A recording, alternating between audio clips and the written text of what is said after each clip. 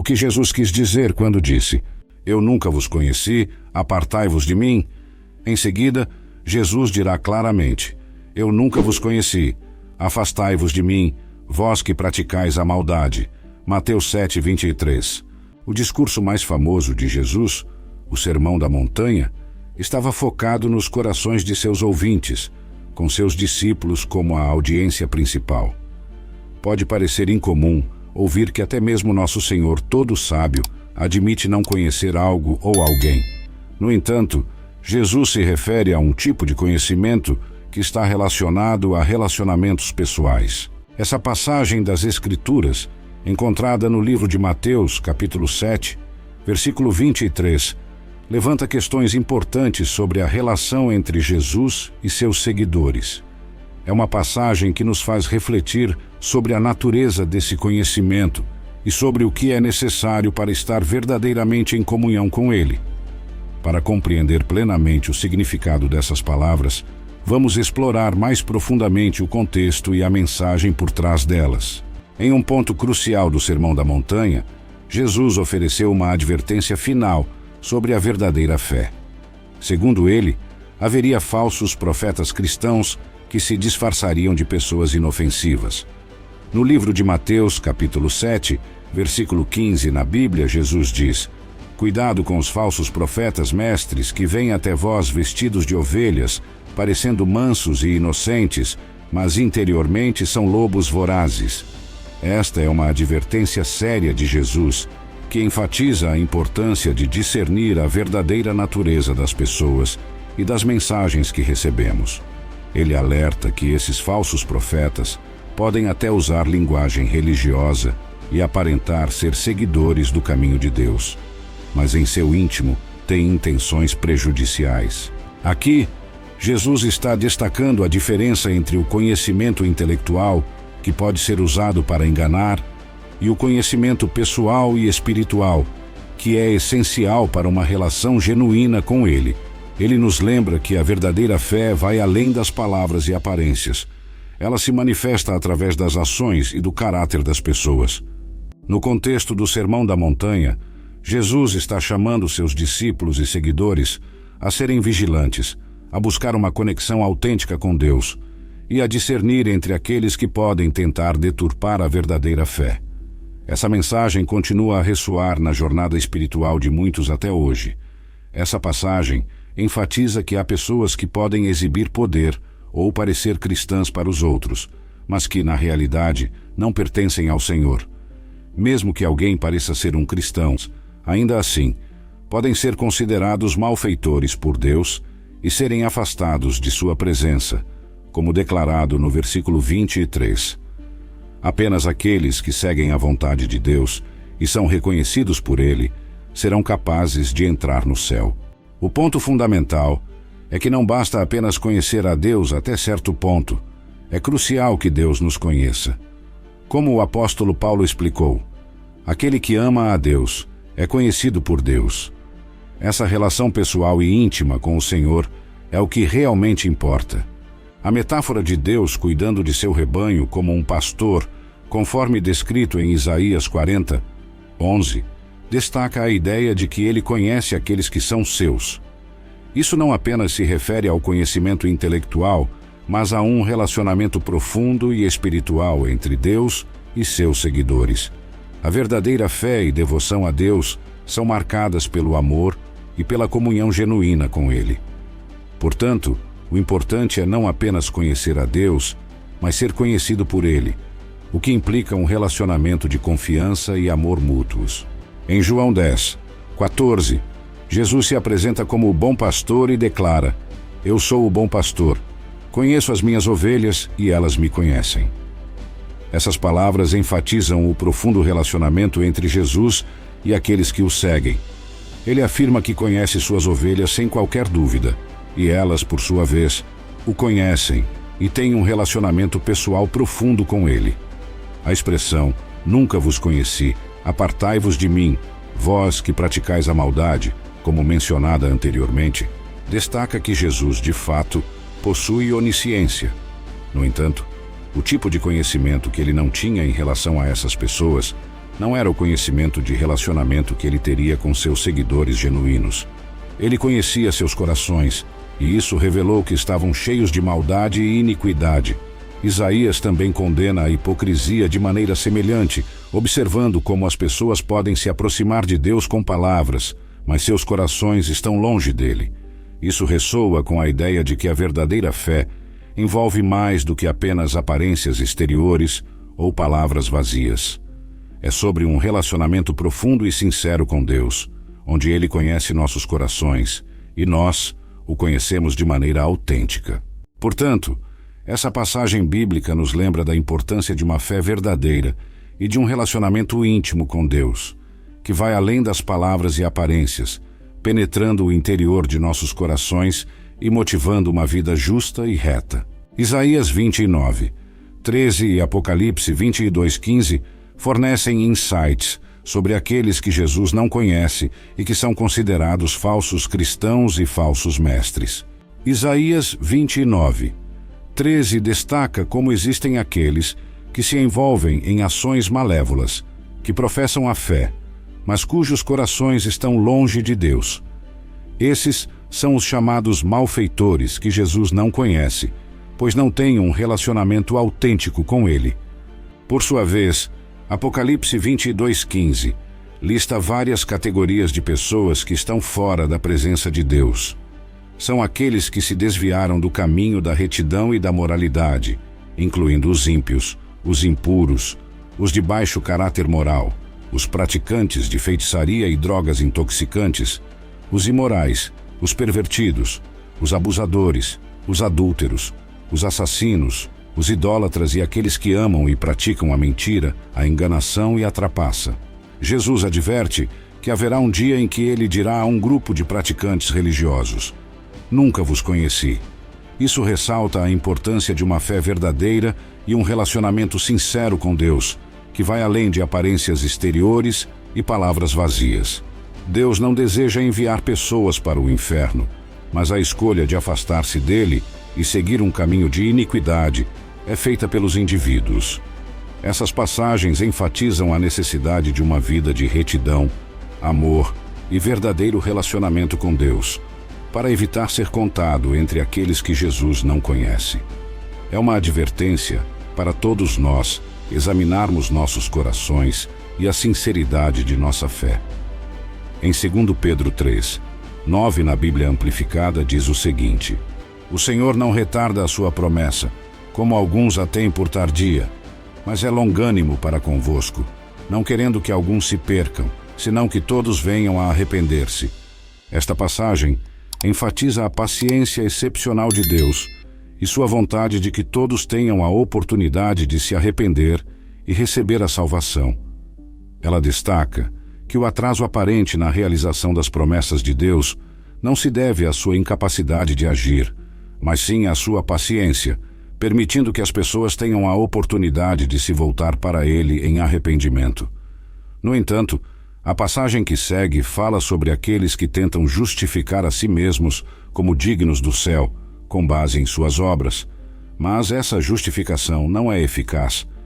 Embora possam alegar ter realizado boas obras em nome de Cristo, eles falharam em fazer a única obra de Deus que realmente importa: ter fé naquele que Ele enviou.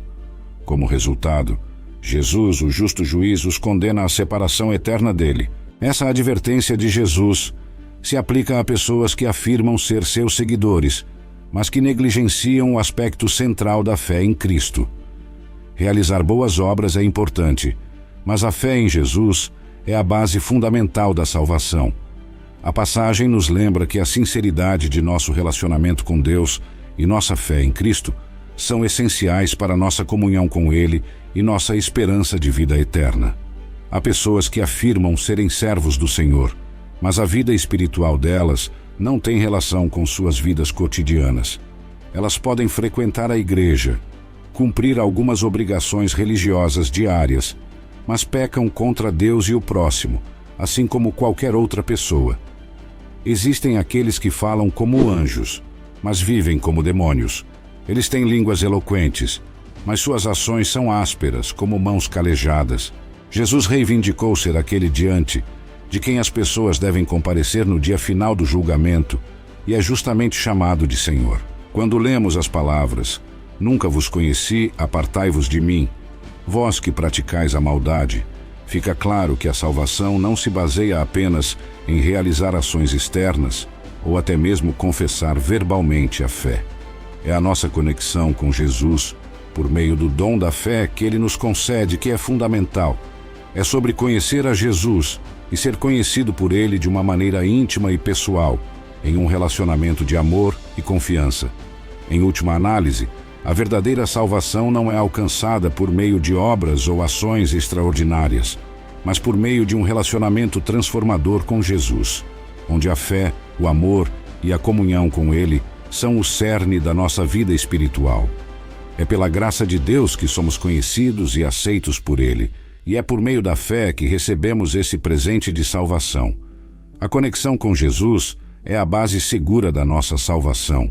Estar conectado a Ele nos dá segurança, enquanto todos os milagres e grandes obras que realizamos por si só não significam nada. A palavra partir é terrível, e a separação que ela implica é terrível. É uma separação de Jesus, a quem você proclamou como Senhor. É somente em união com Ele que a vida eterna é encontrada. Para aqueles que estão unidos a Cristo, tudo é celestial, mas separados dele, tudo é inferno. Jesus é o juiz, e as chaves estão em suas mãos. Ser separado de Cristo é o próprio inferno do inferno. É a base de toda a miséria dos condenados, estar cortado de toda a esperança de benefício de Cristo e de sua mediação.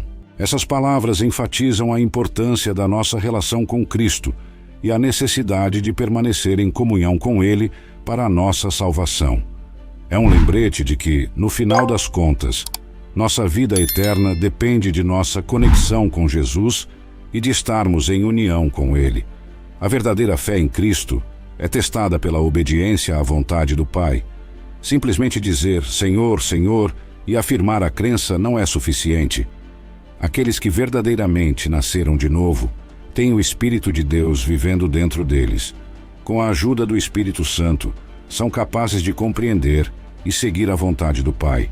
O Espírito Santo capacita os crentes a viverem de acordo com os princípios e comandos de Deus, tornando a obediência não apenas uma obrigação externa, mas uma expressão verdadeira da fé. Essa passagem destaca a importância da transformação interior e do papel do Espírito Santo na vida dos crentes. Não se trata apenas de palavras e conhecimento intelectual, mas de uma fé viva, que se manifesta na obediência e na busca da vontade de Deus em todas as áreas da vida. Romanos 8:9, na nova versão King James diz: Mas vós não estáis na carne, mas no Espírito, se é que o Espírito de Deus habita em vós. Mas se alguém não tem o Espírito de Cristo, esse tal não é dele. Essa passagem enfatiza a importância da presença do Espírito Santo na vida de um crente. Ela afirma que, se o Espírito de Deus habita em alguém, essa pessoa não está mais sob o domínio da carne, mas vive de acordo com o Espírito. É uma maneira de identificar os verdadeiros seguidores de Cristo, aqueles que têm o Espírito de Cristo dentro de si. Romanos 5:5 na nova versão King James declara: Ora, a esperança não confunde, porque o amor de Deus está derramado em nossos corações pelo Espírito Santo que nos foi dado. Esta passagem destaca como a esperança cristã não é uma fonte de decepção, porque o amor de Deus foi abundantemente derramado em nossos corações pelo Espírito Santo que Ele nos deu. É o amor de Deus em nós, capacitado pelo Espírito Santo, que nos permite viver vidas de fé e amor, sem sermos decepcionados, porque é um amor que nunca falha. Portanto, todos aqueles que ouvem essas palavras e as colocam em prática serão como um homem sábio, perspicaz e sensato, que construiu sua casa sobre a rocha, que permanece firme diante das adversidades. Por outro lado, aqueles que ouvem, mas não obedecem, estão construindo sobre uma base instável, como a areia, e enfrentarão a ruína completa quando as tempestades da vida vierem. Essa lição nos lembra da importância da obediência e da prática das palavras de Jesus em nossas vidas, pois é isso que nos dá uma base sólida e segura para enfrentar os desafios que surgem. Cristo pregou para uma multidão diversa e assim os separou uns dos outros, como ele fará no grande dia em que todas as nações serão reunidas diante dele. Ouvir a pregação de Cristo não se limita a apenas escutar suas palavras, mas também a obedecê-lo. Conheça a palavra de Deus. A Bíblia nos dá uma profunda visão de como Jesus orou, mesmo que não estivéssemos lá para vê-lo. A palavra de Deus é uma fonte valiosa de conhecimento sobre a vontade de Deus e como devemos nos relacionar com Ele. Seguir a vontade de Deus envolve submissão, obediência e conhecer sua palavra para entender como Ele deseja que vivamos nossas vidas. A obediência sincera e a busca pela sua vontade nos aproximam mais dele e nos permitem servi-lo de maneira que lhe seja agradável. Hebreus 5:7 diz o seguinte: o qual nos dias da sua carne, oferecendo com grande clamor e lágrimas orações e súplicas ao que o podia livrar da morte, foi ouvido quanto ao que temia. Essa passagem descreve a humanidade de Jesus durante seus dias na terra.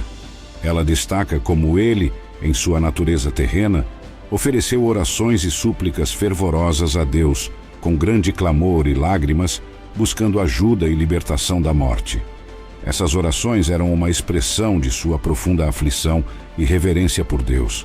A passagem também enfatiza que ele foi ouvido por causa de sua submissão reverente a Deus, sua ausência de pecado e sua determinação inabalável em fazer a vontade do Pai. Jesus era obediente a Deus em todas as coisas, mesmo em face de sua própria morte. Essa passagem destaca a intensidade das lutas e orações de Jesus durante sua vida na terra, e como sua relação com Deus era caracterizada por uma obediência profunda e reverente. Ela nos lembra da importância da submissão e da reverência em nossa própria relação com Deus. Mostrar essa submissão reverente, como descrito em Hebreus 5:7, envolve oração. Assim como Jesus orou fervorosamente no jardim do Getsêmani, devemos buscar uma comunhão constante com Deus por meio da oração. Isso inclui apresentar nossos desejos e necessidades a Ele, mas também estar disposto a aceitar sua vontade, mesmo que seja diferente da nossa. Rendição da vontade. Submissão reverente implica em dizer ao Pai, assim como Jesus fez: não como eu quero, mas como tu queres. Seja feita a tua vontade. Isso significa renunciar à nossa própria vontade e aceitar a vontade de Deus como superior e perfeita. Obediência. A submissão reverente se manifesta na obediência com os mandamentos de Deus e na disposição de seguir seus caminhos, mesmo quando não entendemos completamente seu plano. Confiança e fé. Mostrar reverência e submissão a Deus envolve confiar que Ele conhece o que é melhor para nós, mesmo quando as circunstâncias parecem difíceis. É uma fé profunda que acredita que Deus é soberano e que sua vontade é sempre guiada pelo seu amor e sabedoria. Adoração. Reverência inclui adoração sincera a Deus, reconhecendo sua majestade e soberania sobre todas as coisas. Em resumo, submissão reverente significa render nossa vontade à vontade de Deus, confiar nele, obedecer seus mandamentos e buscar sua orientação em oração. É uma atitude de humildade, confiança e adoração diante do Criador. Quando nos aproximamos de Deus, é importante dizer: faça-se a tua vontade. Essas palavras simples significam que estamos dispostos a abandonar nossa própria vontade quando ela entra em conflito com a de Deus. Estamos reconhecendo que, se nossa vontade não está alinhada com a dele, estamos dispostos a deixar a vontade de Deus prevalecer. Em resumo, isso significa que, quando nossas vontades entram em conflito, damos prioridade à vontade de Deus. Estamos submetendo nossa vontade à dele e buscando sua orientação e propósito em nossas vidas. Além disso, a dedicação genuína a Deus envolve um compromisso do coração que não é facilmente desfeito ou desencorajado.